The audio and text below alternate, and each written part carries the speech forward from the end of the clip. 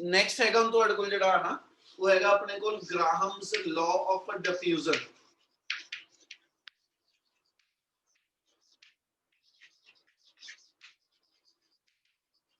ਗ੍ਰਾਹਮਸ law of diffusion next law ਹੈਗਾ ਆਪਣੇ ਕੋਲ। ਕੱਲ ਆਪਾਂ ਚਾਰ ਕੀਤੇ ਸੀ ਪੁੱਤ।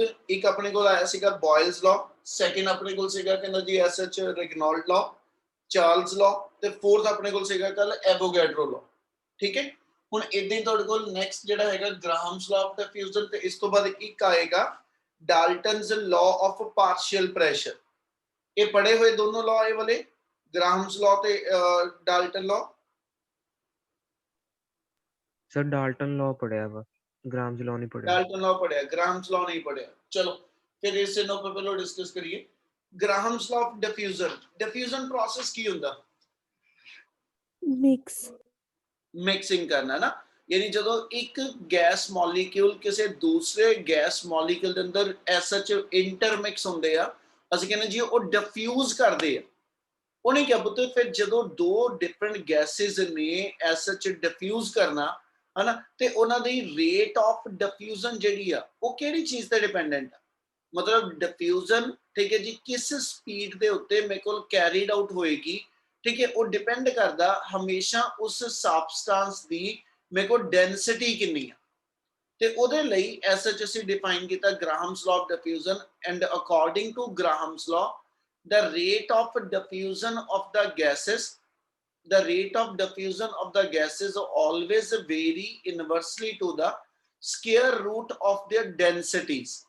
ठीक है, यानी जितनी ज्यादा डेंस गैस होएगी, जितनी ज्यादा डेंस गैस होएगी, यानी गिवन वॉल्यूम च जिन्ना गैस का मास ज्यादा होएगा है ना, उन्नी ओदी डिफ्यूजन की स्पीड घट होएगी। यानी lighter gas will diffuse faster, lighter gas will diffuse faster than the ਕਹਿੰਦਾ ਜੀ than the ਕਹਿੰਦਾ ਜੀ ਮੇਰੇ ਕੋਲ ਜਿਹੜੀ ਕਹਿੰਦਾ ਜੀ thick gas ਹੈ ਨਾ। ਤੇ ਉਹਨੂੰ ਅਸੀਂ rate of diffusion ਨੂੰ ਫਿਰ ਇੱਥੇ ਡਿਫਾਈਨ ਕਰ ਦਿੰਦੇ ਗ੍ਰਾਹਮਸ ਲਾਅ ਆਫ ਡਿਫਿਊਜ਼ਨ ਦੇ ਅਕੋਰਡਿੰਗਲੀ ਕਿ rate of diffusion of gases, rate of diffusion ਅਸੀਂ r ਨਾਲ ਡਿਫਾਈਨ ਕਰਦੇ ਪਏ, that always vary inversely with the square root of the ਕਹਿੰਦਾ ਜੀ density। ਹੁਣ ਇਸ ਟਰਮ ਨੂੰ ਫਿਰ ਐਸਐਚ ਜੇ ਡਿਵੈਲਪ ਕਰਨਾ ਤੇ ਉਹਨੇ ਕਿਹਾ ਜੀ we are using the kinetic theory of gases. ਸੌਖਾ ਵਾ, ਬੜੇ ਆਰਾਮ ਨਾਲ ਹੋ ਜਾਂਦਾ। ਤੇ ਕਿਨੈਟਿਕ ਥਿਊਰੀ ਆਫ ਗੈਸਸ ਦੇ accordingly, according to kinetic theory of gases ਆਪਣੇ ਕੋਲ ਪ੍ਰੈਸ਼ਰ ਐਗਜ਼ਰਟਡ ਦਾ ਫਾਰਮੂਲਾ ਆਇਆ ਸੀਗਾ। ਠੀਕ ਹੈ, pressure exerted is given by 1/3 of rho into c square. ਕਿੰਨੀ ਗੱਲ ਸਮਝ ਲੱਗਦੀ ਪਈ? Yes sir। आवाज आ रही है सही? Yes sir. Yes sir। ਸੋ ਹੁਣ ਜਦੋਂ ਪੁੱਤ ਅਸੀਂ ਇਹ ਡਿਫਾਈਨ ਕਰਦੇ ਹਾਂ ਕਿ ਵੀ ਤੁਹਾਡੇ ਕੋਲ ਐਸਐਚ ਦੋ ਡਿਫਰੈਂਟ ਗੈਸਿਸ ਨੂੰ ਅਸੀਂ ਕੰਸੀਡਰ ਕਰੀਏ ਜਿਨ੍ਹਾਂ ਨੇ ਡਿਫਿਊਜ਼ ਹੋਣਾ ਹੈ ਨਾ, ਤੇ ਅਸੀਂ ਕਹਿੰਦੇ ਜੀ ਉਹਨਾਂ ਦੇ ਪ੍ਰੈਸ਼ਰ ਡਿਫਾਈਨ ਕਰੋ ਕਿੰਨੇ ਕਿੰਨੇ ਹੋਗੇ, ਔਰ ਉਸ ਦੇ ਬੇਸ ਦੇ ਉੱਤੇ ਅਸੀਂ ਡਿਫਾਈਨ ਕਰਾਂਗੇ up to which level the diffusion is to be continue. ਹੁਣ ਇੱਕ ਗੈਸ ਲਈ ਜੇ ਡਿਫਾਈਨ ਕਰੀਏ for gas A, for gas A P1 define कर दिए तो आ जाएगा 1/3 ρ1 C1 स्क्वायर। ठीक है, similarly for gas B P2 define कर लो तो अपने को टर्म बन जाएगी 1/3 ऑफ ρ2 इनटू C2 स्क्वायर। ਹੁਣ ਉਹ ਕਹਿੰਦਾ ਜੀ ਜੇ ਦੋ ਗੈसेस ਡਿਫਿਊਜ਼ ਹੋ ਰਹੀਆਂ up to what level the diffusion is to be continue. ਕਹਿੰਦਾ ਜੀ ਡਿਫਿਊਜ਼ਨ ਉਦੋਂ ਤੱਕ ਕੰਟੀਨਿਊ ਹੋਏਗੀ, ਠੀਕ ਹੈ, ਜਦੋਂ ਤੱਕ ਮੇਰੇ ਕੋਲ ਐਸਐਚ ਸਟੈਡੀ ਸਟੇਟ ਅਚੀਵ ਨਹੀਂ ਹੋ ਜਾਂਦੀ, ਜਿਹਨੂੰ ਅਸੀਂ ਇਕੁਇਲਿਬ੍ਰੀਅਮ ਸਟੇਟ ਕਹਿ ਸਕੀਏ। ਯਾਨੀ ਡਿਫਿਊਜ਼ਨ ਦਾ ਪ੍ਰੋਸੈਸ ਦੋ ਡਿਫਰੈਂਟ ਗੈसेस ਦਾ ਉਦੋਂ ਤੱਕ ਕੰਟੀਨਿਊ ਰਹੇਗਾ till their pressure become to be equalized। In steady state ਦਾ ਮਤਲਬ ਹੋਏਗਾ ਜੇ ਦੋ ਗੈसेस ਨੂੰ ਜਿਨ੍ਹਾਂ ਨੂੰ ਡਿਫਿਊਜ਼ ਕਰਾਣੇ ਪਏ ਇੱਕ ਦੂਜੇ ਦੇ ਅੰਦਰ, ਜੇ ਇਹਨਾਂ 'ਚ ਪ੍ਰੈਸ਼ਰ ਦਾ ਡਿਫਰੈਂਸ ਰਹੇਗਾ ਹਨਾ ਤਾਂ ਗੈसेस ਦੀ ਡਿਫਿਊਜ਼ਨ ਕੰਟੀਨਿਊ। ਪਰ ਜੇ ਦੋ ਗੈसेस ਜਿਹੜੀਆਂ ਨੇ they should come at the same pressure, ਉਹਨੂੰ ਅਸੀਂ ਨਾਮ ਦੇ ਦਿੰਦੇ ਕਿ ਵੀ ਇਹ ਐਸਐਚ ਮੇਰੇ ਕੋਲ ਜਿਹੜੀ ਆ ਉਹ ਸਟੈਡੀ ਸਟੇਟ ਅਚੀਵ ਹੋ ਜਾਂਦੀ। ਤੇ ਜਦੋਂ ਸਟੈਡੀ ਸਟੇਟ ਅਚੀਵ ਹੋ ਜਾਏਗੀ then further diffusion is not to be possible। ਸੋ ਉਸ ਕੰਡੀਸ਼ਨ ਤੱਕ ਆਪਾਂ ਫਿਰ ਡਿਫਾਈਨ ਕਰਦੇ ਪਏ ਕਿ ਡਿਫਿਊਜ਼ਨ ਕੰਟੀਨਿਊ ਆ, ਤੇ ਆਪਾਂ ਇੱਥੇ ਡਿਫਾਈਨ ਕਰ ਦਿੰਦੇ when steady state is achieved, when steady state is achieved then उस कंडीशन के अंदर P1 should be equal to P2। ਤੇ ਜੇ ਪ੍ਰੈਸ਼ਰ ਉਦੋਂ ਇਕੁਅਲ ਹੋ ਜਾਂਦੇ ਆ ਤੇ ਇਹਦੇ ਬਿਹਾਫ ਦੇ ਉੱਤੇ ਆਪਾਂ ਲਿਖ ਸਕਦੇ 1/3 ρ1 c1 square it should be equal to 1/3 ρ2 c2 square, which implies ρ1 c1 square equal to ρ2 c2 square. इन्हीं गल समझ लगती पई? Yes, sir. Yes. ਜੇ ਇਥੋਂ ਅਸੀਂ ਆ ਲੈ ਲਈਏ ਤੇ ਮਤਲਬ ਆਪਣੀ ਕੰਡੀਸ਼ਨ ਆ ਗਈ ρ into c square ਦੀ ਜਿਹੜੀ ਪ੍ਰੋਡਕਟ ਹੋਏਗੀ ਇਹ ਮੇਰੇ ਕੋਲ ਐਸਐਚ ਕਾਂਸਟੈਂਟ ਬਣਦੀ ਪਈ ਜਿੰਨਾ ρ1 c1 ਸਕੁਅਰ ਆ ਰਿਹਾ ਉਨਾ ਹੀ ρ2 c2 ਸਕੁਅਰ ਜੇ ਆ ਰਿਹਾ ਤੇ ਇਹਦਾ ਮਤਲਬ product of the two that can written to be a constant Yes, sir. ਤੇ ਜੇ ਇਥੋਂ ਹੀ ਪੁੱਤ ਆਪਾਂ ਐਸਐਚ ਦੂਜੀ ਕੰਡੀਸ਼ਨ ਇਹ ਲਿਖ ਦਈਏ ਔਰ ρ1/ρ2 it should be equal to c2 square by c1 square ਹੁਣ c1 c2 ਕਿਹਦਾ ਸਿੰਬਲ ਆ root mean square speed the root mean square speed of the gas molecule है ना ते गैस मॉलिक्यूल दी स्पीड जेड़ी आ वो डायरेक्ट डिपेंड करेगी rate of diffusion दे जिन्नी गैस मॉलिक्यूल दी मूव करन दी स्पीड हाई होएगी ਇਹਦਾ ਮਤਲਬ ਆ ਉਹਨਾਂ ਦੇ ਡਿਫਿਊਜ਼ ਕਰਨ ਦੀ ਜਿਹੜੀ ਰੇਟ ਆ ਉਹ ਵੀ ਜ਼ਿਆਦਾ ਹੋ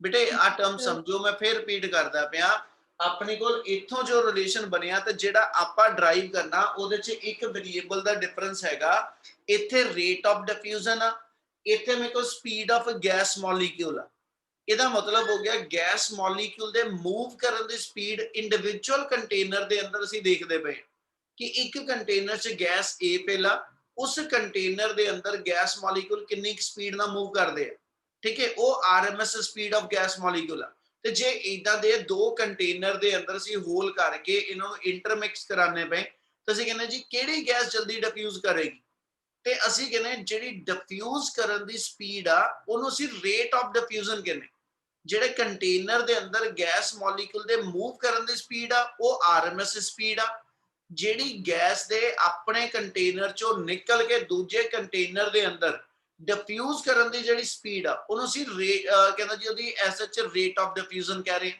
ਤੇ ਰੇਟ ਆਫ ਡਿਫਿਊਜ਼ਨ ਉਹ ਕਹਿੰਦਾ ਜੀ ਡਾਇਰੈਕਟਲੀ ਡਿਪੈਂਡ ਕਰੇਗੀ ਤੁਹਾਡੇ ਗੈਸ ਮੋਲੀਕਿਊਲ ਦੇ ਮੂਵ ਕਰਨ ਦੀ ਸਪੀਡ ਕਿੰਨੀ ਹੈ ਇਹਦਾ ਮਤਲਬ ਜੇ ਇਹਨੂੰ ਆਪਾਂ ਕੰਪਲੀਟ ਕਰੀਏ ਤੇ ਆਪਣੇ ਕੋਲ ਕੰਡੀਸ਼ਨ ਇਹ ਹੋਏਗੀ ਬਟ ਰੇਟ ਆਫ ਡਿਫਿਊਜ਼ਨ ਜਿਹੜਾ ਮੇਰੇ ਕੋਲ ਹੋਏਗਾ it directly proportional to RMS speed of a gas molecule so ਫਿਰ ਜਿੰਨੀ RMS speed ਜ਼ਿਆਦਾ ਠੀਕ ਹੈ ਜੀ ਮਤਲਬ ਉਨੀ ਉਹਦੀ ਡਿਫਿਊਜ਼ ਕਰਨ ਦੀ ਟੈਂਡੈਂਸੀ ਵੀ ਜ਼ਿਆਦਾ ਹੋਏਗੀ ਇਸ ਲਈ ਜੇ R proportional to C ਆ ਰਿਹਾ ਤੇ ਆਪਾਂ ਇੱਥੇ ਉਸ ਟਰਮ ਨੂੰ ਡਿਫਾਈਨ ਕਰ ਦਈਏ ਤੇ ਇਹਦਾ ਮਤਲਬ ਫਰਦਰ ਆਪਣੇ ਕੋਲ ਜਿਹੜੀ ਕੰਡੀਸ਼ਨ ਆ we can write ρ1/ρ2 ਇਹਨੂੰ ਜੇ ਡਿਫਾਈਨ ਕਰੀਏ ਤੇ ਆਪਣੇ ਕੋਲ ਇਥੋਂ ਕੰਡੀਸ਼ਨ ਲਿਖ ਦਿਓ ਆ ਵਾਲੀ ਕਿ R1/R2 equal to C1/C2 ਇਹੀ ਕੰਡੀਸ਼ਨ ਜੇ ਇੱਥੇ ਯੂਜ਼ ਕਰ ਲਈਏ ਤੇ ਆਪਣੇ ਕੋਲ ਆ ਜਾਏਗਾ R2 square by R1 square ਇਹਦੇ ਨਾਲ ਜਿਹੜੀ RMS ਸਪੀਡ ਹੈਗੀ ਆ ਉਹਨੂੰ ਅਸੀਂ SH rate of diffusion the farm ਚ ਕਨਵਰਟ ਕਰਦੇ ਪਏ ਕਿ ਆ ਸਟੈਪ ਕਲੀਅਰ ਹੈ ਕਿਉਂ ਕੀਤਾ yes sir Yes, sir.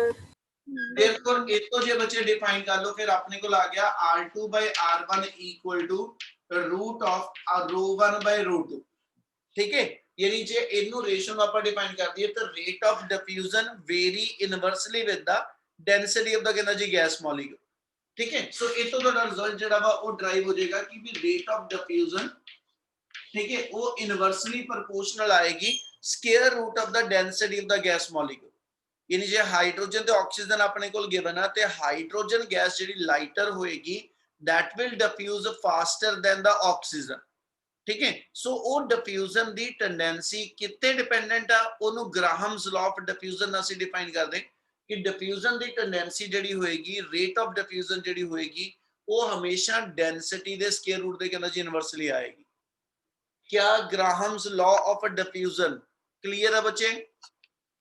Yes, sir. Yes, sir. Yes sir जे किसी ਨੂੰ ਕੋਈ ਸਿੰਗਲ ਸਟੈਪ ਦਾ ਵੀ ਡਾਊਟ ਹੈਗਾ ਤਾਂ ਇੱਕ ਵਾਰੀ ਜ਼ਰੂਰ ਦੱਸੋ ਜੇ ਇਨਾ ਕਲੀਅਰ ਹੈ ਫਿਰ ਮੈਂ ਨੈਕਸਟ ਜਿਹੜਾ ਲਾਅ ਲਾਸਟ ਬੰਨਾ ਆਪਣਾ ਡਾਲਟਨਸ ਲਾਅ ਫਿਰ ਆਪਾਂ ਉਹਦੀ ਗੱਲ ਸ਼ੁਰੂ ਕਰੀਏ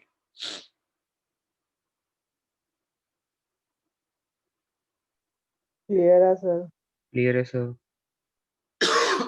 चलो इना क्लियर जी, ਇਹਦੀ ਫੋਟੋ ਕਲਿੱਕ ਕਰ ਦਈਏ ਫਿਰ ਨੈਕਸਟ ਕਰਦੇ ਸ਼ੁਰੂ।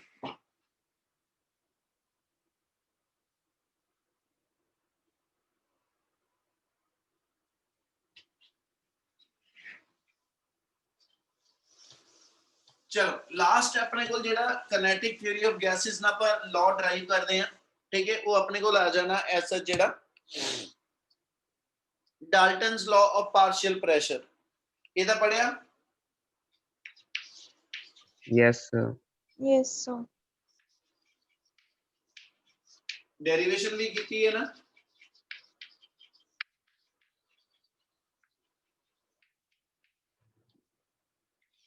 केमिस्ट्री जदी डेरिवेशन है की है।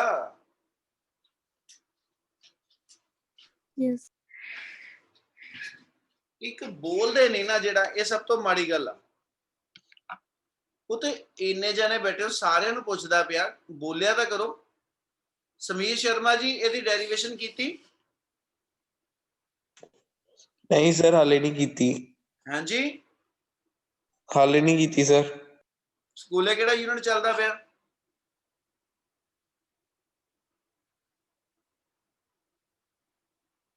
चैप्टर का ना ही नहीं पता। हाँ जी सक्षम,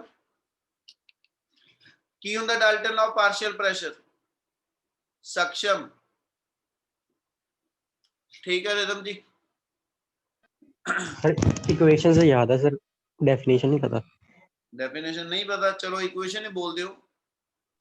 सर गैस ਦੀ ਪਾਰਸ਼ਲ ਪ੍ਰੈਸ਼ਰ ਜਿਹੜੀ ਸਬਸਟੈਂਸ ਦੀ ਹੈ ਉਹ ਸਾਰੀਆਂ ਕੰਟੇਨਰ ਚ ਗੈਸਿਸ ਆ, ਉਹਨਾਂ ਸਾਰੀਆਂ ਪਾਰਸ਼ਲ ਪ੍ਰੈਸ਼ਰ ਦਾ ਸਮ ਹੁੰਦਾ।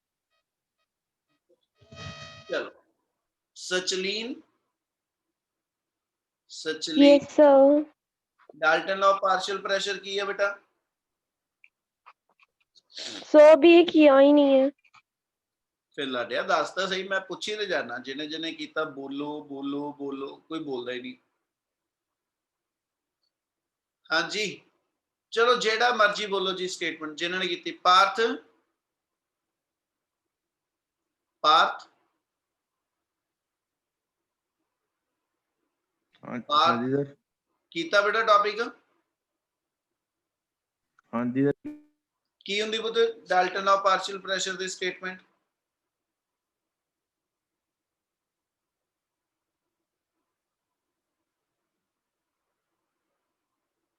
सर याद नहीं था, माइंड तो निकला। ठीक है जी, जे हुण अज करा देवां ते फिर बाद चो याद रहू? हाँ जी सर। भुल्लू तो नहीं? तो कोई गारंटी नहीं है ना, क्यों पार्थ? भाई याद रहूगा पक्का? चल आप शुरू करने लगे, ठीक है। जे मेरे तो पहले कोई बोलना चाहता तो एक बार जरूर बोलो बेटा।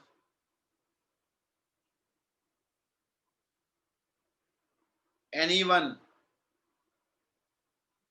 किसी नू जितना दी भी आंदी होवे। हाँ रूपिका बोल। The total pressure exerted by the mixture of gases which do not react with each other is शाबाश। the sum of individual pressure exerted by each gas. Individual pressure exerted by each gas if it alone occupied the whole of the volume, ठीक है, at a given temperature। सारी statement सही है बेटा, कुछ भी नहीं गलत तेरी स्टेटमेंट के अंदर। इन्हें डिफाइन की किया बच्चे, आप उस टर्म ਨੂੰ ਸਮਝੀਏ। ਜਿਹੜਾ Dalton law of partial pressure आ ਉਹ ਇਹ डिफाइन करदा कि जे ਤੁਹਾਡੇ ਕੋਲ ਕੋਈ ਮਿਕਸਚਰ गिवन आ और मिक्सचर ਦੇ ਅੰਦਰ नॉन रिएक्टिव गैसेस ਨੇ, मतलब ਉਹਨਾਂ ਦੀ ਆਪਸ ਵਿੱਚ ਕੋਈ ਕੈਮੀਕਲ ਰਿਐਕਸ਼ਨ ਜਿਹੜੀ ਉਹ ਨਾ ਹੁੰਦੀ ਹੋਵੇ, ਔਰ ਅਸੀਂ ਉਹਨਾਂ ਸਾਰੀ ਗੈਸਿਸ ਨੂੰ ਆਪਸ ਦੇ ਵਿੱਚ ਜੇ ਇੰਟਰਮਿਕਸ ਕਰੀਏ ਤੇ ਮਿਲਾ ਕੇ ਉਹਨਾਂ ਸਾਰਿਆਂ ਦੇ ਪਾਰਸ਼ੀਅਲ ਪ੍ਰੈਸ਼ਰ ਦੀ जिन्नी सम टोटल आएगी ते दूजे पासे से कहने कि जेड़ा टोटल प्रेशर एक्सर्ट करेगा, ठीक है, वो आपस दे विच कहंदा जी इक्वल है। मैं इस नु स्टेटमेंट वाइज बोलदा, एक बार पहले ओनु सुनियो। ओ चोने डिफाइन कीता, it states that the total pressure exerted by a mixture of, ठीक है, the total pressure exerted by a mixture of, word नु समझण दी कोशिश करियो, ठीक है, कि मिक्सचर दा जेड़ा टोटल प्रेशर होएगा, ठीक है, केड़े मिक्सचर दा कहना जी exerted by some non reactive ideal gases is always equal to ठीक है, जेड़ा मिक्सचर दा जेड़े विच सारियां नॉन रिएक्टिव गैसेस ने उन्हां दा मिला के जिन्ना टोटल प्रेशर होएगा is always equal to sum of the, ठीक है, यानी सम करांगे प्लस करांगे, किनू प्लस करांगे, सम ऑफ द पार्शियल प्रेशर्स, ठीक है, partial pressure exerted by each individual gas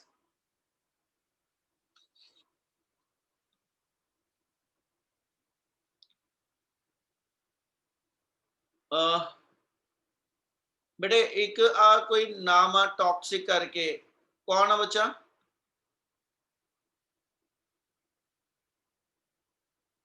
toxic करके नाम लिखा होया, कौन है बच्चा ये वाला?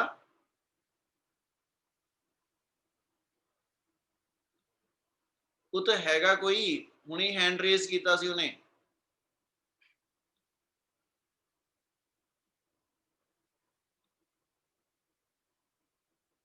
चलो हुण रिमूव हो गया, या तो नाम चेंज, हाँ अंकिता, अंकिता तेरी आईडी सी बेटा, अंकिता तेरी सीगी, तेरा ही फोटो। बच्चे नाम अपना ना सही पुत लिख के रखा करो, विच किसी वे लगता कि कोई अननोन ज्वाइन ना कर जाए। अंकिता तेरा ही सीगा बेटा ID.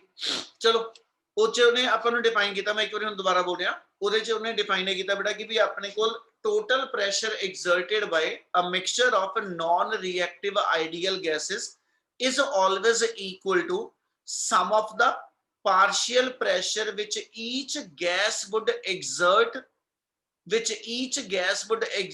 if it alone occupied the whole of the volume at a given temperature। ਉਹਦਾ ਮਤਲਬ ਇਹ ਹੋਏਗਾ ਕਿ ਜੇ ਮੇਰੇ ਕੋਲ ਐਸਾ ਚ ਆਪਾਂ ਇੱਕ ਕੰਟੇਨਰ ਦੇ ਅੰਦਰ ਮਿਕਸਚਰ ਆਫ ਗੈਸਸ ਲੈ ਰਹੇ ਆ, ਉਹ ਕਹਿੰਦਾ ਪੁੱਤ ਉਹ ਮਿਕਸਚਰ ਆਫ ਗੈਸਸ ਦਾ ਮਿਲਾ ਕੇ ਜਿਹੜਾ ਟੋਟਲ ਪ੍ਰੈਸ਼ਰ ਬਣਿਆ, ਤੇ ਦੂਜੇ ਪਾਸੇ ਜੇ ਉਹਨੇ ਹੀ ਵੋਲੀਅਮ ਦੇ ਅੰਦਰ ਉਸੇ ਹੀ ਟੈਂਪਰੇਚਰ ਦੇ ਉੱਤੇ ਵਾਰੀ-ਵਾਰੀ ਅਸੀਂ ਇੰਡੀਵਿਜੂਅਲ ਗੈਸ ਫਿਲ ਕਰਦੇ ਜਾਈਏ, ਤੇ ਉਹ ਇੰਡੀਵਿਜੂਅਲ ਗੈਸਸ ਦਾ ਜਿੰਨਾ ਜਿੰਨਾ ਪਾਰਸ਼ੀਅਲ ਪ੍ਰੈਸ਼ਰ ਆਏਗਾ ਉਹਨਾਂ ਸਾਰਿਆਂ ਦੀ ਸਮ ਕਰ ਲਓ, ਤੇ ਦੂਜੇ ਪਾਸੇ ਤੁਹਾਡੇ ਕੋਲ ਜਿਹੜਾ ਮਿਕਸਚਰ ਦਾ ਟੋਟਲ ਪ੍ਰੈਸ਼ਰ ਬਣ ਕੇ ਆਇਆ ਵਾ ਕੰਬਾਈਨਡ, ਹਨਾ, ਉਹ ਕੱਢ ਲਓ ਜਿੰਨਾ ਆਇਆ। ਉਹ ਕਹਿੰਦਾ ਉਹ ਜਿਹੜਾ ਕੰਬਾਈਨਡ ਮਿਕਸਚਰ ਦਾ ਪ੍ਰੈਸ਼ਰ ਆ, ਤੇ ਜਿਹੜੀ ਵਾਰੀ-ਵਾਰੀ ਕੱਲੀ-ਕੱਲੀ ਗੈਸ ਅਸੀਂ ਪੂਰੇ ਕੰਟੇਨਰ 'ਚ ਗਿਵਨ ਟੈਂਪਰੇਚਰ ਤੇ ਭਰ ਦਿੱਤੀ ਸੀ, ਤੇ ਜਿੰਨਾ ਜਿੰਨਾ ਉਹਨਾਂ ਕੱਲੀ-ਕੱਲੀ ਗੈਸ ਦਾ ਪ੍ਰੈਸ਼ਰ ਆਇਆ ਸੀਗਾ ਉਹਦੀ ਸਮ ਟੋਟਲ ਕੱਢ ਲਓ। ਇਹ ਪ੍ਰੈਸ਼ਰ ਵੈਲਿਊ ਆਪਸ ਦੇ ਵਿੱਚ ਇਕੁਅਲ ਆ। ਮੇਰੇ ਕੋਲ 3 ਕੰਟੇਨਰ ਨੇ ਸੇਮ ਵੋਲੀਅਮ ਦੇ ਔਰ ਸੇਮ ਟੈਂਪਰੇਚਰ ਤੇ, A B ਤੇ C, ਤਿੰਨਾਂ ਕੰਟੇਨਰ ਦੇ ਅੰਦਰ ਮੈਂ ਐਸਾ ਚ ਜਦੋਂ ਗੈਸ ਫਿਲ ਕਰਕੇ ਉਹਨਾਂ ਦੇ ਇੰਡੀਵਿਜੂਅਲ ਪ੍ਰੈਸ਼ਰ ਮੈਜ਼ਰ ਕਰ ਲਏ, ਇਹਨਾਂ ਸਾਰੇ ਪਾਰਸ਼ੀਅਲ ਪ੍ਰੈਸ਼ਰ ਦੀ ਸਮ ਟੋਟਲ ਕਰ ਲਓ, ਤੇ ਦੂਜੇ ਵਾਰੀ ਕਹਿੰਦਾ ਜੀ ਐਸਾ ਚ ਟੋਟਲ ਵੋਲੀਅਮ ਦੇ ਅੰਦਰ ਤਿੰਨੇ ਗੈਸਸ ਮਿਕਸ ਕਰਕੇ ਪਾ ਦਿਓ, ਠੀਕ ਹੈ, ਤੇ ਉਹਦਾ ਟੋਟਲ ਪ੍ਰੈਸ਼ਰ ਕੱਢ ਲਓ। ਕਹਿੰਦਾ ਜੀ ਉਹ ਆਪਸ ਦੇ ਅੰਦਰ ਹਮੇਸ਼ਾ ਅਸੀਂ ਕਹਿੰਦੇ ਕਿ ਵੀ ਜਿਹੜੇ ਪ੍ਰੈਸ਼ਰ ਦੀ ਵੈਲਿਊ ਮਿਕਸਚਰ ਦੀ ਆਏਗੀ ਤੇ ਜਿਹੜੇ ਪਾਰਸ਼ੀਅਲ ਪ੍ਰੈਸ਼ਰਸ ਦੇ ਇੰਡੀਵਿਜੂਅਲ ਦੀ ਸਮ ਟੋਟਲ ਆਈ ਆ ਉਹ ਹਮੇਸ਼ਾ ਆਪਸ ਦੇ ਅੰਦਰ ਇਕੁਅਲ ਆ। क्या स्टेटमेंट समझ लगती पई बेटे? Yes, sir. Yes, sir. Yes sir. दोबारा स्टेटमेंट बोल रहा, स्टेटमेंट दे वर्ड टू वर्ड देखो, क्या तुहानू दे वर्ड क्लियर ने? ਆਪਾਂ डिफाइन किया कि according to Dalton law of partial pressure, the total pressure exerted by the mixture of non-reactive ideal gases is always equal to sum of the partial pressure which each gas would exert if it alone occupied the same volume at the same temperature। ਇਹ ਮਤਲਬ ਦੋ condition ਆ ਕਿ volume same ਹੋਵੇ ਤੇ temperature same ਹੋਵੇ, ठीक है। ਇਹਦੇ ਨਾਲ ਆਪਾਂ ਜਦੋਂ ਡੈਰੀਵੇਸ਼ਨ ਕਰਨੀ ਆ ਫਰਕ ਕਿੱਥੇ ਆਏਗਾ ਉਹ ਐਕਸਪਲੇਨ ਕਰਾਂਗਾ, पर क्या एसएच statement word to word clear हुई? Yes, sir. Yes, sir. Yes, sir. Yes, sir. चल करिए शुरू इनू मैथमेटिकल दी डेरिवेशन ਜਿਹੜੀ ਇਹ ਚ ਆਪਾਂ ਡਿਫਾਈਨ ਕਰਦੇ ਪਏ ਕਿ ਵੀ ਆਪਣੇ ਕੋਲ ਜਿਹੜੀਆਂ ਐਸਐਚ ਡਿਫਰੈਂਟ ਗੈਸਸ ਨੇ, ਠੀਕ ਹੈ, ਉਹਨਾਂ ਨੂੰ ਪੁੱਤ ਥਿਉਰੀ ਵਾਈਜ਼ ਤੁਸੀਂ ਨਾਲ ਡਿਫਾਈਨ ਕਰੋਗੇ ਕਿ ਵੀ ਆਪਣੇ ਕੋਲ ਡਿਫਰੈਂਟ ਗੈਸਸ ਨੇ, ਉਹਨਾਂ ਦੇ ਮਾਸਸ ਇੰਡੀਵਿਜੂਅਲ ਗੈਸ ਮੋਲੀਕਿਊਲ ਦੇ ਜਿਹੜੇ ਨੇ ਉਹ m1 m2 m3 up to mn, ਮੇਰੇ ਕੋਲ ਡਿਫਰੈਂਟ ਗੈਸ ਮੋਲੀਕਿਊਲ ਦੇ ਇੰਡੀਵਿਜੂਅਲ ਮਾਸਸ ਆ ਗਏ n1 n2 n3 up to ਕਿਹਦਾ ਜੀ nn ਕੁਝ ਵੀ ਲਿਖ ਲਓ। ਇਹ ਉਹਨਾਂ ਦੇ ਨੰਬਰ ਆਫ ਮੋਲੀਕਿਊਲਸ ਨੇ ਇੰਡੀਵਿਜੂਅਲ ਗੈਸਸ ਦੇ, ठीक है। इसे वे ना बाकी वेरिएबल वॉल्यूम सारियां दा सेम रहना, इसलिए इन्हों डिफाइन नहीं करांगे। ठीक है। प्रेशर इन्हां दे जिहड़े पार्शियल प्रेशर आ ओनू P1 P2 P3 ठीक है अप टू Pn आ उन्हां दे इंडिविजुअल प्रेशर आ ते जिहड़ा सम टोटल प्रेशर आएगा ओनू कैपिटल P कहने ते according to Dalton law of partial pressure sum total pressure जिहड़ा आया यानी total pressure exerted by the mixture of non reactive ideal gas is equal to sum of the partial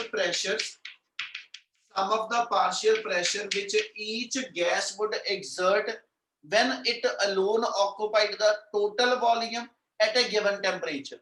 आ मेरे को main statement आ जिहड़ी आपां prove करदे पे बेटा, क्या इन्नी गल समझ लग रही? Yes, sir. Yes, sir. और आपां इहनूं Yes, sir. डिराइव क्यों करना kinetic theory तो we know that according to kinetic theory of gases ठीक है जी प्रेशर दा फार्मूला आंदा 1/3 rho into c square इन एक्सपेंड कर लिए तो we can write 1/3 m by v into c square ठीक है। कैपिटल M की चीज है मेरी टोटल मास ऑफ गैस ਆਪਾਂ इंडिविजुअल गैस मॉलिक्यूल ਦੀ ਫਾਰਮ ਚ ਜਾਣਾ ਇਹਨੂੰ m into n ਲਿਖ ਸਕਦੇ ਜੀ। यस सर m ਮੇਰੇ ਕੋਲ मास ऑफ वन मॉलिक्यूल है n मेरे गिवन नंबर ऑफ मॉलिक्यूल्स आ। क्या इतनी गल क्लियर है बच्चे? Yes, Yes, sir. Yes, sir. therefore यही कंडीशन ਅਸੀਂ ਜਿਹੜੀ ਆ ਉਹ ਐਸ ਚ ਇਧਰਲੀ ਸਾਈਡ ਤੋਂ ਬਣਾਣੀ ਸ਼ੁਰੂ ਕਰ ਰਹੇ। therefore p1 डिफाइन करिए ਤੇ ਆਪਣੇ ਕੋਲ ਟਰਮ ਬਣ ਜਾਏਗੀ 1/3 m1 n1 into c1 square by v।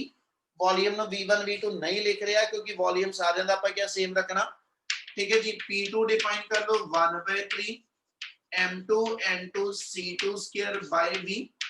इससे बिना थोड़े कोल बाकी गैसेस लिखना जी प्रेशर आ जाएगा। क्लियर इन्नी गल? yes, Yes, sir. ਹੁਣ ਜੇ ਆਪਾਂ ਇਹਨੂੰ ਐਸਾ ਚ ਕੰਟੀਨਿਊ ਕਰੀਏ ਤੇ ਇਹਨਾਂ ਸਾਰੀਆਂ ਟਰਮਸ ਨੂੰ ਤੁਸੀਂ ਜਿਹੜਾ ਵਾ ਉਹ ਪਲੱਸ ਕਰ ਲਓ ਠੀਕ ਹੈ। ਆਪਾਂ ਇਧਰਲੀ ਸਾਈਡ ਬਣਾਉਂਦੇ ਜਾਵਾਂਗੇ ਔਰ ਫਾਈਨਲੀ ਇਹਦੇ ਇਕੁਇਵਲੈਂਟ ਨੂੰ ਪ੍ਰੂਵ ਕਰ ਲਾਂਗੇ। ਉਹਦੇ ਵਾਸਤੇ ਆਪਣੇ ਕੋਲ ਆ ਜਾਏਗਾ P1 P2 ਠੀਕ ਹੈ up to last Pn equal to ਤੇ ਇਹਨਾਂ ਸਾਰਿਆਂ ਦੇ ਵਿੱਚੋਂ 1/3 ਵੀ ਆਪਣਾ ਕਾਮਨ ਆ ਜਾਣਾ 1/3 ਵੀ ਐਸਐਚ ਲਿਖ ਦੋ ਟਰਮ ਆ ਗਈ m1 n1 into c1 square plus m2 n2 into c2 square up to last करो जी। ऐसे बिना मेरे को टर्म कंटिन्यू हो जाएगी। क्लियर है निकल पे लो? yes, sir. Yes, sir. Yes, sir. ਤੇ ਆਕੇ ਆਪਾਂ ਇੱਕ ਕੰਡੀਸ਼ਨ ਲਗਾਈ ਹੈ ਜੇ ਐਟ ਕਹਿੰਦਾ ਜੀ ਸੇਮ ਵੋਲਿਊਮ ਹੈ ਨਾ। ਦੂਜੀ ਆਪਣੀ ਕੀ ਕੰਡੀਸ਼ਨ ਆ? Same temperature same temperature. ਤੇ ਬੱਚੇ ਸੇਮ ਟੈਂਪਰੇਚਰ ਲਈ ਮੈਂ ਅੱਗੇ ਵੀ ਕਿਹਾ ਸੀਗਾ ਆਪਾਂ ਉਹਨੂੰ ਡਿਫਾਈਨ ਕਰਦੇ ਟੈਂਪਰੇਚਰ ਦੀ ਕੰਡੀਸ਼ਨ ਕਿੱਦਾਂ ਲਾਈ ਦੀ ਹੈ। ਤੁਸੀਂ ਕਹਿੰਦੇ ਕਿ ਜਦੋਂ ਟੈਂਪਰੇਚਰ ਸੇਮ ਹੈ ਨਾ ਤੇ kinetic energy of the individual molecule remain to be same. ਇਹਦਾ ਮਤਲਬ ਆ ਉਹਨਾਂ ਮੋਲੀਕਿਊਲਸ ਦੀ ਜਿਹੜੀ ਕਿਨੈਟਿਕ એનર્ਜੀ ਹੋਏਗੀ ਜੇ ਟੈਂਪਰੇਚਰ ਸੇਮ ਆ ਤੇ ਕਿਨੈਟਿਕ એનર્ਜੀ ਉਹਨਾਂ ਦੀ ਸੇਮ ਹੋਏਗੀ। ਕੀ ਆ ਗੱਲ ਸਮਝ ਲੱਗੀ? यस सर ठीक है इन्हों पे इधर डिफाइन कर देने as the temperature remains same as the temperature remains same so average kinetic energy per molecule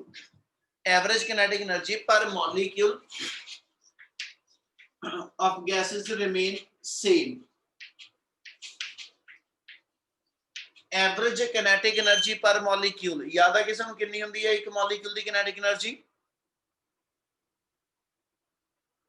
value दसी हुई है ਤੁਹਾਨੂੰ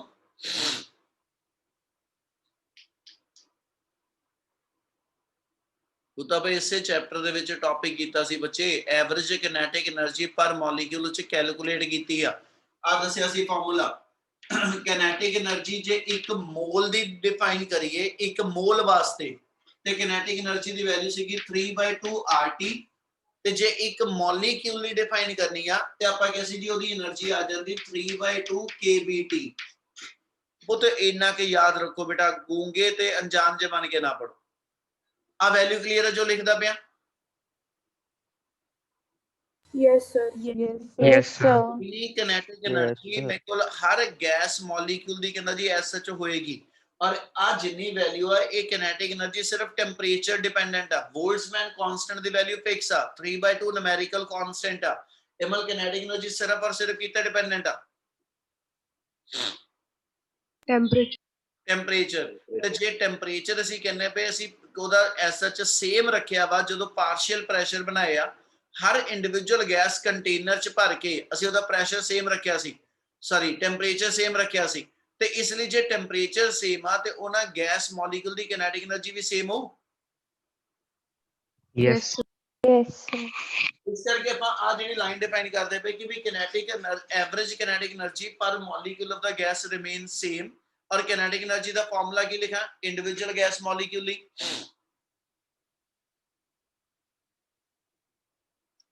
kinetic एनर्जी ਦਾ ਕੀ ਫਾਰਮੂਲਾ ਹੁੰਦਾ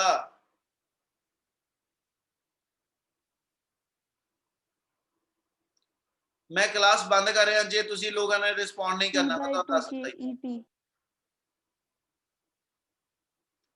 kinetic एनर्जी ਦਾ ਜਨਰਲ ਫਾਰਮੂਲਾ ਕੀ ਹੁੰਦਾ Half mc square. Half ਇਸ ਕੇ ਤੇ ਇੱਥੇ v ਦੀ ਥਾਂ ਤੇ ਆਪਣੇ ਕੋਲ ਸਪੀਡ ਕਿੰਨਾ ਚੱਲਦੀ ਪਈ C. c ਨਾ ਇਹਦਾ ਮਤਲਬ ਆਪਣੇ ਕੋਲ ਇੱਥੇ ਜਿਹੜੀ ਕੰਡੀਸ਼ਨ ਲਿਖਣਾ ਚਾਹ ਰਹੇ ਹੋ ਚ ਕੀ ਫਾਰਮੂਲਾ ਲਿਖਣਾ ਚਾਹ ਰਹੇ ਹਾਫ ਆਫ ਬੋਲੋ mc square. mc ਸਕੁਅਰ ਤੇ ਇੰਡੀਵਿਜੂਅਲ ਮੋਲੀਕੂਲ ਲਿਖੇ half m1 c1 square half m2 c2 square ਆ ਸਾਰਿਆਂ ਵਾਸਤੇ ਵੈਲਿਊ ਸੇਮ ਆਂਦੀ ਜਾਊਗੀ ਪਰ ਸਾਰਿਆਂ ਨੂੰ ਜੇ ਅਸੀਂ ਐਸਾ ਚ ਕਾਮਨ ਲਿਖ ਦਈਏ ਤੈਨੂੰ ਹਾਫ mc ਸਕੁਅਰ ਲਿਖ ਦਾਂਗੇ ਔਰ ਇਸ ਸਾਰੀ ਕਿਨੈਟਿਕ એનર્ਜੀ ਦੀ ਵੈਲਿਊ ਜਿਹੜੀ ਆਣੀ ਹੈ ਮੇਰੇ ਕੋਲ ਠੀਕ ਹੈ ਜੀ ਇਹਦੀ ਵੈਲਿਊ ਆਂਦੀ ਹੈ 3/2 kBT क्या इना क्लियर है Yes, sir. ਇਹਦਾ ਮਤਲਬ ਜਿਹੜੀ ਇੰਡੀਵਿਜੂਅਲ ਮੋਲੀਕੂਲ ਦੀ ਕਿਨੈਟਿਕ એનર્ਜੀ ਆ ਉਹ ਅਸੀਂ ਕਹਿੰਦੇ ਜੀ ਕਾਮਨ ਕੱਢ ਦਈਏ ਤੇ ਹਾਫ mc ਸਕੁਅਰ ਔਰ ਇੱਕ ਸਾਰੇ ਦੀ ਸਾਰੀ ਕਿਨੈਟਿਕ એનર્ਜੀ 3/2 kBT ਦੇ ਬਰਾਬਰ ਆਂਦੀ Yes, Yes. sir. ਜੇ ਸਾਰਿਆਂ ਦੀ ਕਿਨੈਟਿਕ એનર્ਜੀ ਬਰਾਬਰ ਆ ਰਹੀ ਆ ਤੇ ਆਪਾਂ ਇਸੇ ਟਰਮ ਨੂੰ ਲੈ ਕੇ ਚੱਲੀਏ ਇਹਦਾ ਮਤਲਬ ਫਿਰ ਇਥੋਂ ਹਾਫ ਸਾਰਿਆਂ ਦੇ ਵਿੱਚੋਂ ਨਿਕਲ ਜਾਵੇ ਤੇ ਆਪਣੇ ਕੋਲ ਟਰਮ ਬਣਦੀ ਪਈ m1 c1 square equal to m2 c2 square ਠੀਕ ਹੈ equal to m3 c3 square equal to ਇਹਨਾਂ ਸਾਰਿਆਂ ਨੂੰ ਲਿਖ ਦਵਾਂ ਤੇ ਇਹ ਸਾਰਿਆਂ ਦੀ ਕਾਮਨ ਟਰਮ mc ਸਕੁਅਰ ਲਿਖ ਲਾਂਗੇ Yes, sir. Yes, sir. ਇਹੀ ਕੰਡੀਸ਼ਨ ਜੇ ਮੈਂ ਇੱਥੇ ਹਰ ਇੱਕ ਲਈ ਉੱਪਰ ਲਿਖਦਾ ਜਾਵਾਂ ਇੱਥੇ m1 c1 ਸਕੁਅਰ ਉਹਦੀ ਥਾਂ ਤੇ ਵੀ mc ਸਕੁਅਰ ਇਹਦੇ ਦੂਜੇ ਵਾਸਤੇ ਇਹਦੇ ਸਾਰਿਆਂ ਵਾਸਤੇ ਤੇ ਆਪਣੀ ਗਿਵਨ ਇਕੁਏਸ਼ਨ ਜਿਹੜੀ ਹੋਏਗੀ ਉਹ ਬਣ ਜਾਏਗੀ p1 p2 p3 up to so on it should be equal to 1/3v ठीक है और सारी टर्म्स ਜਿਹੜੀਆਂ ਨੇ ਉਹ mc ਸਕੁਅਰ ਆਈਆਂ mc ਸਕੁਅਰ ਬਾਹਰ ਕੱਢ ਲਈਏ ਤੇ ਆਪਣੇ ਕੋਲ ਟਰਮ ਜਿਹੜੀ ਆ ਉਹ ਐਸਐਚ ਆ ਜਾਏਗੀ n1 n2 up to last ਕਿਹਦਾ ਜੀ ਲਾਸਟ n molecules ਕੀ ਆ ਸਟੈਪ ਕਲੀਅਰ ਆ Yes, sir. ਆ ਟਰਮ ਲਿਖਦਾ ਚਲਾ n1 n2 ਆਪਣੇ ਕੋਲ ਕੀ ਸੀਗੇ ਜੀ n1 n2 ਆਪਾਂ ਕੀ Number of molecules. number of molecule of individual gases ਤੇ ਜੇ ਸਾਰੇ ਪਲੱਸ ਕਰ ਲਵਾਂ ਤੇ ਟੋਟਲ ਨੰਬਰ ਆਫ ਮੋਲੀਕਿਊਲਸ ਬਣ ਜੂ Yes, sir. ਜਿਹੜੀ ਪਲੱਸ ਹੋਈ ਆ ਉਹ ਕਹਿੰਦੇ ਨੰਬਰ ਆਫ ਮੋਲੀਕਿਊਲਸ ਦੀ ਹੋਈ ਨਾ ਇਹਦਾ ਮਤਲਬ ਜੇ ਆਪਾਂ ਇਹਨੂੰ ਐਸ ਜਿੱਦਾਂ ਡਿਫਾਈਨ ਕਰੀਏ ਕਹਿੰਦਾ ਜੀ ਪੁੱਟ n1 n2 n3 ਠੀਕ ਹੈ ਇਹ ਜਿੰਨੇ ਵੀ ਮੋਲੀਕਿਊਲਸ ਆਏ ਆ ਇਹ ਸਾਰਿਆਂ ਨੂੰ ਕੰਬਾਈਨ ਕਰਾਂ ਤੇ total number of molecules n ਲਿਖ ਲਓ कैपिटल n इसलिए नहीं पावांगा क्योंकि कैपिटल n दा वेरिएबल डिफरेंट हैगा अपने को ठीक है वो total number of gas molecule आपा एक कंटेनर दे लेने होने ये पूरे सारे जिन्ने भी मेरे को इंडिविजुअल गैस मॉलिक्यूल्स ने उन्हां सारे दे मिला के टोटल नंबर ऑफ मॉलिक्यूल्स आ गए इथे लायो ते एदा मतलब अपने को वैल्यू बन गई p1 p2 p3 up to so on equal to 1/3v m into n into c square ठीक है ਤੇ ਜੇ ਆ ਸਾਈਡ ਨੂੰ ਹੁਣ ਆਪਾਂ ਬਣਾਈਏ ਤੇ ਆ ਟਰਮ ਮੇਰੇ ਕੋਲ ਐਸਐਚ ਕਹਿੰਦਾ ਜੀ ਬਣ ਗਈ ਜਿੰਨੇ ਵੀ ਮੇਰੇ ਕੋਲ ਗੈਸ ਮੋਲੀਕਿਊਲ ਸਿਸਟਮ ਚ ਹੈਗੇ ਨੇ ਮਿਕਸਚਰ ਆਫ ਨਾਨ ਰਿਐਕਟਿਵ ਦੇ ਹੈਨਾ ਆਪ ਤਾਂ ਜੇ ਆਪਾਂ ਐਸਐਚ ਐਨੀ ਟਰਮ ਨੂੰ ਲੈ ਕੇ ਚੱਲੀਏ ਜਿੰਨੇ ਵੀ ਤੁਹਾਡੇ ਕੋਲ ਕੰਟੇਨਰ ਚ ਡਿਫਰੈਂਟ ਗੈਸਸ ਦੇ ਮੋਲੀਕਿਊਲਸ ਨੇ ਉਹਨਾਂ ਸਾਰਿਆਂ ਦਾ ਮਿਲਾ ਕੇ ਜਿਹੜਾ ਵਾ ਆ ਟੋਟਲ ਮਾਸ ਡਿਫਾਈਨ ਕਰ ਦੂੰ Yes, sir. Yes, sir. Total mass ਜੇ ਇਹ ਮੇਰਾ ਟੋਟਲ ਮਾਸ ਬਣਦਾ ਪਿਆ of all the ਕਹਿੰਦਾ ਜੀ gas molecule which are present in the given mixture, ਠੀਕ ਹੈ, ਤੇ ਇਹਦਾ ਮਤਲਬ ਹੋ ਗਿਆ ਕਿ ਆ ਮੇਰੇ ਕੋਲ ਫਿਰ ਮਿਕਸਚਰ ਦਾ ਟੋਟਲ ਮਾਸ ਆ ਗਿਆ, ਠੀਕ ਹੈ, ਔਰ ਇਹਨੂੰ ਮਲਟੀਪਲਾਈ ਕਰਦਾ ਪਿਆ ਕਹਿੰਦਾ ਜੀ c ਸਕੁਅਰ ਨਾਲ। ਤੇ ਜੇ ਹੁਣ ਆ ਟਰਮ ਨੂੰ ਚੁੱਕ ਲਵਾਂ, ਜੇ ਆ ਟਰਮ ਨੂੰ ਚੁੱਕ ਲਵਾਂ, ਇਹ ਟਰਮ ਮੇਰੀ ਕੀ ਬਣ ਜਾਏਗੀ? Density. Density. ਡੈਂਸਿਟੀ ਬਣ ਗਈ। ठीक है सर। ਆ ਡੈਂਸਿਟੀ ਕਿਸ ਚੀਜ਼ ਦੀ ਬਣ ਜਾਏਗੀ? m ਮੇਰੇ ਕੋਲ ਕੀ ਆਇਆ ਵਾ? Total mass of gases. total mass of all the ਕਹਿੰਦਾ ਜੀ gases which are present in the mixture, ਹੈ ਨਾ। ਅਸੀਂ ਉਹਦਾ ਜੇ total mass ਨੂੰ given volume ਦੇ ਨਾਲ ਡਿਵਾਈਡ ਕਰੀਏ ਤੇ ਇਹ ਉਸ given volume ਦੇ ਅੰਦਰ mixture of gases the density ਆਜੂ। Yes, sir. Yes, sir. Yes, sir. Yes, sir. ਆ ਟਰਮ ਸਿਰਫ ਸਮਝਣ ਵਾਲੀ ਰਹਿ ਗਈ, ਹੋਰ ਕੁਝ ਨਹੀਂ ਰਹਿ ਗਿਆ ਕਿ ਜੇ ਇੰਨੀ ਟਰਮ ਨੂੰ ਮੈਂ ਦੇਖਾਂ ਤੇ ਆ ਜੋ ਬਣਦਾ ਪਿਆ ਹੈ ਨਾ, ਆਪਾਂ ਟਰਮ ਉਹੀ ਬਣਾਈ ਆ, ਪਰ ਜੇ ਐਸ ਐਚ ਇਹਨੂੰ ਡਿਫਰੈਂਸ਼ੀਏਟ ਕਰੀਏ ਤੇ ਅਸੀਂ ਇੱਥੇ ਇੰਡੀਵਿਜੂਅਲ ਗੈਸਸ ਲਈ ਕੰਡੀਸ਼ਨਾਂ ਲਿਖੀਆਂ ਸੀ, ਠੀਕ ਹੈ, ਫਿਰ ਉਹਨੂੰ ਅਸੀਂ ਮਿਕਸ ਕੀਤਾ, ਯਾਨੀ ਅਸੀਂ ਪਾਰਸ਼ੀਅਲ ਪ੍ਰੈਸ਼ਰ ਦੀ ਸਮ ਟੋਟਲ ਕੀਤੀ, ਉਹ ਚ ਅਸੀਂ ਕੰਡੀਸ਼ਨ ਇਹ ਲਗਾਈ ਕਿ ਵੀ ਉਹਨਾਂ ਸਾਰੇ ਮੋਲੀਕਿਊਲ ਦੀ ਕਿਨੈਟਿਕ એનર્ਜੀ ਸੇਮ ਆ। ਕਿਨੈਟਿਕ એનર્ਜੀ ਸੇਮ ਕਰਕੇ ਆਪਣੇ ਕੋਲ ਕੰਡੀਸ਼ਨ ਇਹ ਬਣ ਗਈ ਕਿ ਵੀ ਉਹਦੇ ਕੰਟੇਨਰ ਦੇ ਅੰਦਰ ਜਿੰਨੀਆਂ ਵੀ ਡਿਫਰੈਂਟ ਗੈਸਸ ਨੇ ਉਹਨਾਂ ਸਾਰਿਆਂ ਦੇ ਮੋਲੀਕਿਊਲ ਦੀ ਸਮ ਟੋਟਲ ਕਰ ਲਓ ਤੇ ਇਹ ਮੇਰੇ ਕੰਟੇਨਰ ਦੇ ਟੋਟਲ ਨੰਬਰ ਆਫ ਮੋਲੀਕਿਊਲਸ ਬਣ ਗਏ ਮਿਕਸਚਰ ਦੇ ਮਿਲਾ ਕੇ, ਠੀਕ ਹੈ, ਤੇ ਅਲਟੀਮੇਟਲੀ ਇਹ ਪੂਰੇ ਮਿਕਸਚਰ ਦਾ ਮਾਸ ਆ ਗਿਆ। ਤੇ ਜੇ ਆ ਟਰਮ ਕੱਢਾ ਤਾਂ this is to be the total pressure exerted by the mixture of gases. Yes, sir. 1/3 rho c square ਜਿਹੜਾ ਵਾ ਇਹ ਪ੍ਰੈਸ਼ਰ ਦੀ ਵੈਲਿਊ ਆ ਗਈ। ਇਹ ਪ੍ਰੈਸ਼ਰ ਦੀ ਵੈਲਿਊ ਟੋਟਲ ਜਿੰਨੇ ਵੀ ਮਿਕਸਚਰ ਚ ਗੈਸਸ ਨੇ ਉਹਨਾਂ ਸਾਰਿਆਂ ਦਾ ਮਿਲਾ ਕੇ ਆਇਆ। Yes, sir. ਇਹਦਾ ਮਤਲਬ ਜੇ ਇੰਨੀ ਟਰਮ ਨੂੰ ਆ ਪੂਰੇ ਦੀ ਪੂਰੀ ਟਰਮ ਨੂੰ ਜਿੰਨੀ ਆਪਣੇ ਕੋਲ ਆਈ ਆ, ਜੇ ਮੈਂ ਇਹਨੂੰ P ਡਿਫਾਈਨ ਕਰ ਲਵਾਂ where P is to be called as the total pressure exerted by the mixture, ਔਰ ਇਧਰੋਂ ਅਸੀਂ ਜੋ ਕਰਦੇ ਪਏ ਸੀ ਪਾਰਸ਼ੀਅਲ ਪ੍ਰੈਸ਼ਰ ਐਡ ਕਰ ਰਹੇ ਸੀ ਤੇ ਪਾਰਸ਼ੀਅਲ ਪ੍ਰੈਸ਼ਰ ਐਡ ਕਰਕੇ ਜਿੰਨਾ ਟੋਟਲ ਪ੍ਰੈਸ਼ਰ ਆਪਣੇ ਕੋਲ ਬਣਦਾ ਉਹ ਸੀ ਕਹਿੰਦੇ ਜੀ ਮੇਰੇ ਕੋਲ ਐਸਐਚ ਇਸ ਟੋਟਲ P ਦੇ ਕਹਿੰਦਾ ਜੀ ਇਕੁਇਵਲੈਂਟ ਆ, ਮਤਲਬ sum of the partial pressure it should always be equal to total pressure exerted by mixture of a non-reactive ideal gas। ਤੇ ਆ ਮੇਰੇ ਕੋਲ total pressure exerted by the mixture ਆਇਆ, ਆ ਮੇਰੀ sum total partial pressure ਆ ਗਈ। ਤੇ Dalton law of partial pressure ਦੇ ਅਕੋਰਡਿੰਗਲੀ ਆਪਾਂ ਕੀ ਕਹਿੰਦੇ ਵੇ, ਜਿੰਨਾ ਪਾਰਸ਼ੀਅਲ ਪ੍ਰੈਸ਼ਰ ਦੀ ਸਮ ਟੋਟਲ ਨਾਲ ਪ੍ਰੈਸ਼ਰ ਬਣੇਗਾ ਤੇ ਜਿਹੜਾ mixture of non reactive ideal gases ਦਾ ਮੇਰੇ ਕੋਲ ਟੋਟਲ ਪ੍ਰੈਸ਼ਰ ਆਏਗਾ, ਇਹ ਆਪਸ ਦੇ ਵਿੱਚ ਕਹਿੰਦਾ ਜੀ ਇਕੁਅਲ ਆਉਂਦੇ ਅੰਡਰ ਕਹਿੰਦਾ ਜੀ same temperature at the same temperature and for a given ਕਹਿੰਦਾ ਜੀ ਵੋਲਿਊਮ ਆਫ ਦਾ ਕੰਟੇਨਰ। तो ਆ ਮੇਰੇ ਕੋਲ ਫਿਰ ਉਹਦਾ ਰਿਜ਼ਲਟ ਪ੍ਰੂਵ ਹੋ ਜਾਏਗਾ ਕਿ ਸਮ ਆਫ ਪਾਰਸ਼ੀਅਲ ਪ੍ਰੈਸ਼ਰ ਇਹ ਟੋਟਲ ਪ੍ਰੈਸ਼ਰ ਜਿਹੜਾ ਮਿਕਸਚਰ ਦਾ ਹੈਗਾ ਉਹਦੇ ਇਕੁਇਵਲੈਂਟ ਆ ਜਾਏਗਾ। क्या डाल्टन लॉ दा वेरिफिकेशन जड़ी है वो क्लियर है? Yes, sir. Yes, Yes, sir. Steps ਨੂੰ ਨਿਗਾਹ ਮਾਰੋ, ਇੱਕ ਵਾਰੀ ਸਟੈਪਸ ਨੂੰ ਨਿਗਾਹ ਮਾਰੋ, ਜੇ ਲੱਗ ਰਿਹਾ ਕੋਈ ਡਾਊਟ ਹੈਗਾ ਤਾਂ ਇੱਕ ਵਾਰੀ ਜ਼ਰੂਰ ਬੋਲੋਗੇ। Sir, ਹਾਂਜੀ ਤੇ ਸਾਰੀ gases ਦਾ mass same ਆ? ਅਸੀਂ ਬੁੱਤ ਉਹਦੇ ਅੰਦਰ ਕੰਡੀਸ਼ਨ ਲਾਈ ਨਾ ਕਿ ਵੀ ਸਾਡੇ ਕੋਲ ਜਿਹੜੇ ਇੰਡੀਵਿਜੂਅਲ ਮੋਲੀਕਿਊਲਸ ਨੇ ਦੇ ਪੋਸੈਸ ਦਾ ਕਹਿੰਦਾ ਜੀ ਸੇਮ ਪ੍ਰੋਡਕਟ ਸੇਮ ਆਈ ਆ ਬੱਚੇ। ਪ੍ਰੋਡਕਟ ਉਹਨਾਂ ਦੀ ਅਸੀਂ ਮੰਨ ਲਿਆ ਕਿ ਵੀ ਜਿਹੜੀ m * c ਸਕੁਅਰ ਦੀ ਪ੍ਰੋਡਕਟ ਆ ਉਹ ਕਾਂਸਟੈਂਟ ਆ। ਜਿੰਨੀ value m1 c1 square generate ਕਰਦਾ ਪਿਆ ਪਹਿਲੀ ਗੈਸ ਜਿੰਨੀ ਮੇਰੇ ਕੋਲ m1 c1 ਸਕੁਅਰ ਦੀ ਵੈਲਿਊ ਬਣਾਏਗੀ ਉਨੀ ਵੈਲਿਊ ਮੇਰੇ ਕੋਲ m2 c2 ਸਕੁਅਰ ਬਣਾਏਗੀ। ਆਪਾਂ ਇੰਡੀਵਿਜੂਅਲ ਨਹੀਂ ਕਿਹਾ ਕਿ ਵੀ ਸੇਮ ਆ ਗਏ, ਆਪਾਂ ਇੰਡੀਵਿਜੂਅਲ ਨਹੀਂ ਕਿਹਾ ਕਿ ਵੀ ਇਹਨਾਂ ਸਾਰਿਆਂ ਦੇ ਮਾਸੇ ਸੇਮ ਆ ਗਏ। ਅਸੀਂ ਇਹ ਕੰਡੀਸ਼ਨ ਇਦਾਂ ਬਣਾਈ ਆ ਕਿ ਜੇ ਇਹਦੀ ਵੈਲਿਊ ਮੈਂ ਕੱਢਾਂ ਤੇ ਜਿੰਨੀ ਇਹਦੀ ਪ੍ਰੋਡਕਟ ਵੈਲਿਊ ਦੇਗੀ m * c ਸਕੁਅਰ ਕਰਕੇ m2 * c2 ਸਕੁਅਰ ਦੀ ਉਨੀ ਹੀ ਪ੍ਰੋਡਕਟ ਦੀ ਵੈਲਿਊ m3 * c3 ਸਕੁਅਰ ਦੀ ਆਏਗੀ। ਯਾਨੀ ਇਹਨਾਂ ਸਾਰਿਆਂ ਦੀ ਵੈਲਿਊ ਜਿਹੜੀ ਆ ਉਹ ਜਰਨਲਾਈਜ਼ ਕਰਕੇ mc ਸਕੁਅਰ ਦੇ ਇਕੁਅਲ ਆ, ਇਹ ਕਹਿੰਦੇ ਪਏ ਆਪਾਂ। Okay, clear sir. ਆ? Yes, sir. ਹੋਰ ਕਿਸੇ ਦਾ ਕੋਈ ਡਾਊਟ ਹੈਗਾ ਤਾਂ ਜ਼ਰੂਰ ਇੱਕ ਵਾਰੀ ਬੋਲੋ ਬੇਟਾ ਪਹਿਲੋ।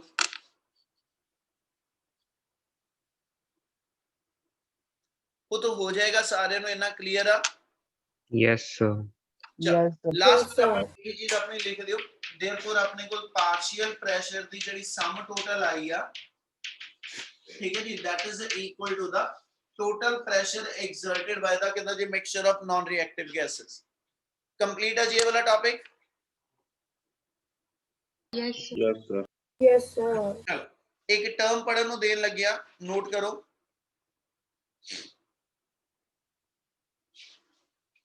बोला Yes, Yes, sir.